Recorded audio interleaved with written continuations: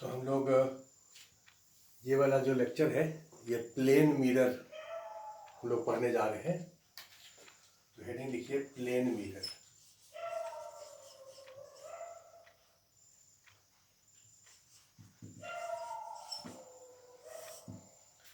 Plane mirror भी curved mirror ही है। पहला पॉइंट है कि अगर कोई प्लेन मिरर है तो प्लेन मिरर को भी आप एक कर्व्ड मिरर ही समझे जिसका रेडियस ऑफ कर्वेचर इन्फिनिटी होता है। ये बात तो आप पहले से जानते हैं कि अगर कोई स्ट्रेट लाइन है तो उसको आप एक कर्व लाइन मान सकते हैं जिसका रेडियस ऑफ कर्वेचर इन्फिनिटी होता है। प्लेन मिरर के लिए भी वही फॉर्मूला वैलिड होगा जो कर्व्ड मिरर के लिए, 1/v plus 1/u equal to 1/f। इसका भी f होगा r/2 और चूंकि r इन्फिनिटी है तो इसका f इन्फिनिटी होगा और मैग्निफिकेशन का फॉर्मूला होगा -v/u। ये तीनों फॉर्मूला इसके लिए भी वैलिड है। प्लेन मिरर के केस में आप देखिए, सबसे पहला पॉइंट हम लोग ये समझ रहे हैं कि प्लेन मिरर के केस में मैग्निफिकेशन हमेशा +1 होता है। मैग्निफिकेशन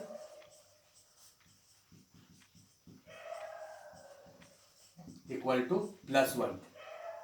कैसे होता है +1? इसको जरा आप समझ लें। सपोज करो कि ये प्रिंसिपल एक्सिस है, ये सपोज एक ऑब्जेक्ट है, यहां पर एक एक्सटेंडेड ऑब्जेक्ट है।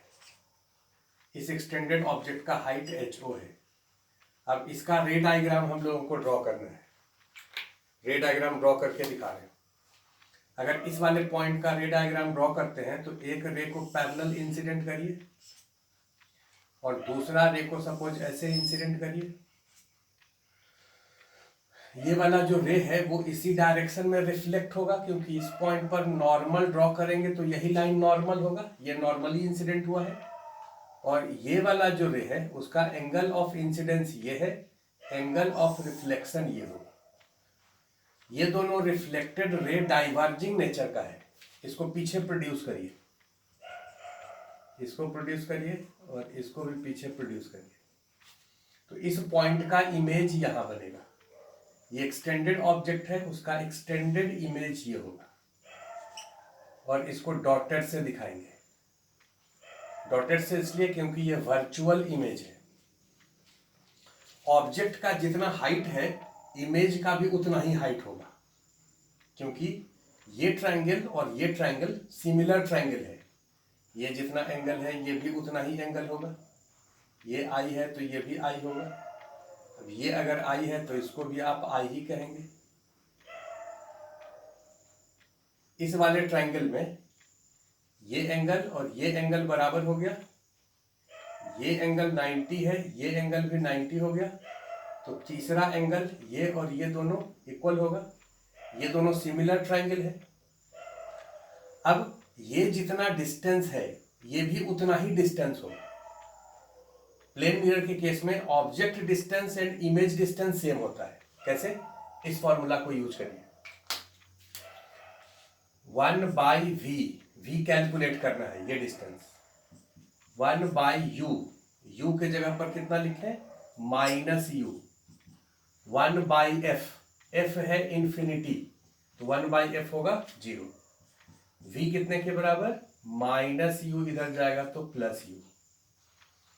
v कितना हो गया? +u।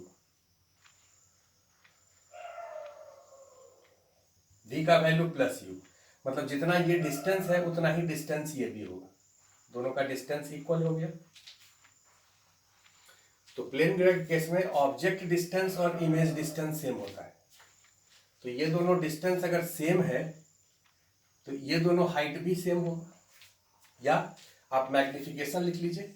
मैग्निफिकेशन होता है -v/u, माइनस, इसमें साइन रखिए तो ये साइन है इधर के तरफ, यानी +u।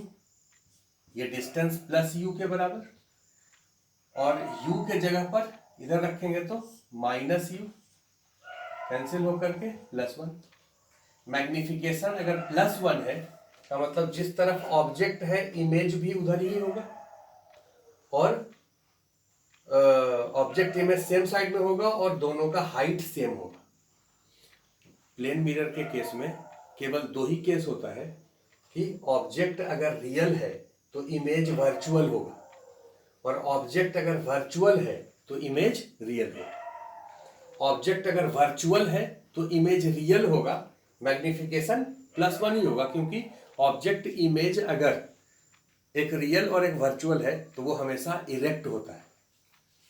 दूसरा रे डायग्राम आपको दिखा देते हैं। जैसे ये अगर प्लेन मिरर है और सपोज करो यहां पर कोई वर्चुअल ऑब्जेक्ट रखा है, तो इस वर्चुअल ऑब्जेक्ट का रे डायग्राम आप ड्रॉ करिए। इस वर्चुअल ऑब्जेक्ट का रे डायग्राम होगा, इस वाले पॉइंट का रे डायग्राम ड्रॉ करना है। तो कोई भी दो रे इंसिडेंट करिए, एक रे ऐसे इंसिडेंट हुआ और दूसरा रे ऐसे इंसिडेंट हुआ। ये दोनों इंसिडेंट रे है। इंसिडेंट रे का वर्चुअल इंटरसेक्शन से ये पॉइंट बना है, इसलिए ये ऑब्जेक्ट कैसा होगा? Virtual object. ये एक्सटेंडेड ऑब्जेक्ट कैसा है? वर्चुअल। अब रे डायग्राम में इमेज आपको दिखाना है, तो इसको रिफ्लेक्ट करिए ऐसे, और ये वाला रे जो है वो ऐसे रिफ्लेक्ट होगा। ये जितना एंगल ऑफ इंसिडेंस है उतना ही एंगल ऑफ रिफ्लेक्शन है। ये रिफ्लेक्टेड रे और ये रिफ्लेक्टेड रे यहां इंटरसेक्ट करेगा, इसका इमेज ये होगा। This is I I dash. Virtual object है तो रियल इमेज होगा, रियल ऑब्जेक्ट है तो वर्चुअल इमेज होगा। मैग्निफिकेशन हमेशा +1 होगा। तो इसमें केवल दो ही केस होता है प्लेन मिरर में। जैसे कॉनकेव या कॉन्वेक्स मिरर में आप देखे थे कि उसमें 4 रीजन में डिवाइड करते हैं, यहाँ पर केवल 2 ही रीजन में डिवाइड होगा, एक मिरर के इस तरफ और दूसरा मिरर के इस तरफ। अगर इधर ऑब्जेक्ट या इमेज रखा है तो रियल, इधर ऑब्जेक्ट या इमेज रखा है तो वर्चुअल। तो ये पहला पॉइंट प्लेन मिरर में हो गया। इसके बाद दूसरा पॉइंट प्लेन मिरर में है। दूसरा पॉइंट आपको लिखवा रहे हैं, सेकंड पॉइंट लीजिए।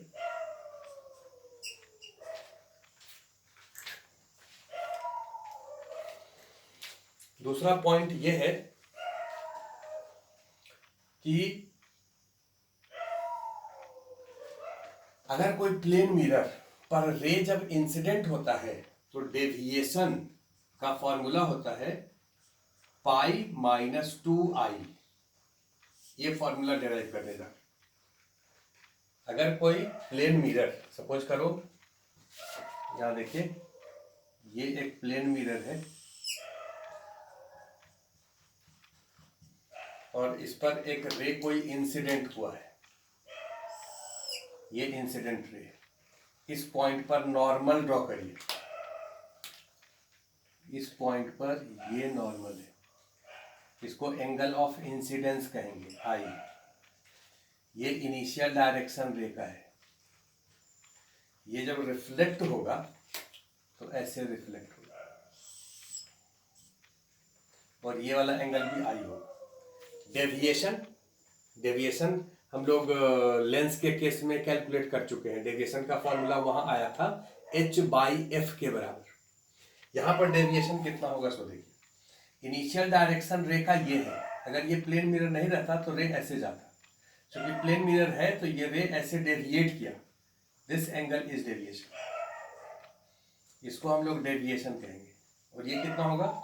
ये टोटल एंगल यहां से यहां तक 180 डिग्री माइनस ये दोनों मिलाकर के 2i। तो प्लेन मिरर के केस में डेविएशन होता है 180 माइनस 2i। इसके बाद आ जाइए तीसरे पॉइंट पर।